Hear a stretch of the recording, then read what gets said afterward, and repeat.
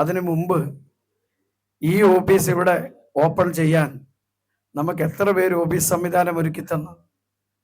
ബിഷപ്പിന്റെ അപ്പുറത്തൊരു മുറി, ഇപ്പുറത്തൊരു വീട്, റോഡിൽ വേറൊരു ബിൽഡിങ്, എല്ലാം ചെന്ന് പേപ്പർ കൊണ്ടുചെല്ലുമ്പം അതിന് കാരണങ്ങളുണ്ട്. നമുക്ക് ഓഫീസില്ല. ലാസ്റ്റ് നമ്മൾ ഈ ഓഫീസ് എടുത്ത് ഈ സംവിധാനത്തിൽ വന്ന് ഈ ഓഫീസിൽ ഇരുന്നുകൊണ്ട് നമ്മുടെ പ്രവർത്തനം തുടങ്ങി.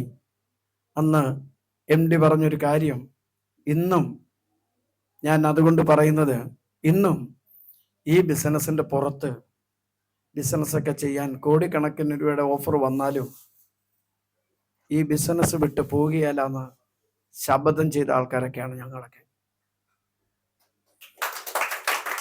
ഈ ബിസിനസ്സിൽ നിന്ന് നാളെ വരുമാനമില്ലാതെ പട്ടിണി കിടന്ന് മരിക്കേണ്ടി വന്നാലും വേറൊരു നെറ്റ്വർക്ക് മാർക്കറ്റിങ്ങിൽ കൈവെക്കത്തില്ല. ഞങ്ങൾ അന്ന് MDക്ക് കൊടുത്ത വാക്കായത്. ഞങ്ങളുടെ കൂടെ വാക്ക് കൊടുത്ത മാന്യന്മാരൊക്കെ പുറത്തുപോയി. പല മാന്യന്മാരും ഉണ്ടായിരുന്നു. ഇന്നലെ ഒരാൾ എന്നോട് ചോദിക്കുകയാണ് വാട്സപ്പിൽ, നാളെ ഓഫീസ് ഉദ്ഘാടനമാണ്, പണ്ട് നിങ്ങൾ നാട മുറിച്ചില്ലേ, ഇപ്പം എല്ലാവർക്കും പഴം വിതരണം ചെയ്തു വന്നു. അപ്പം ഞാൻ പറഞ്ഞു, ഓഫീസിൻ്റെ ഉദ്ഘാടനം നടത്തുന്നത് പഴം വിതരണം ചെയ്തിട്ടാണ്, ഞങ്ങളും പഴം കൊടുക്കും, അത്രേ ഉള്ളൂ.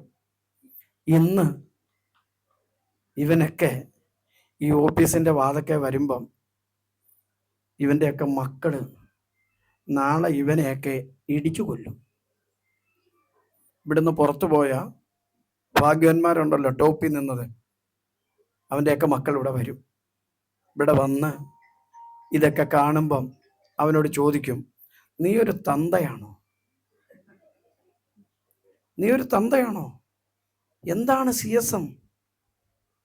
ആ മുരളിയും ആ ബിനോജൊക്കെ നിന്റെയൊക്കെ എത്രയോ താഴെ നിന്ന ആൾക്കാരാ. നീയൊക്കെ മക്കൾക്ക് വേണ്ടി ഒന്ന് ചിന്തിച്ചിരുന്നെങ്കിൽ, അന്നാരത്തെ ഒരു സ്ഥാപിത താല്പര്യത്തിന് വേണ്ടി ഏതെങ്കിലും ചില എല്ലിൻ കഷ്ണം കിട്ടിയപ്പം അതിൻ്റെ പുറകെ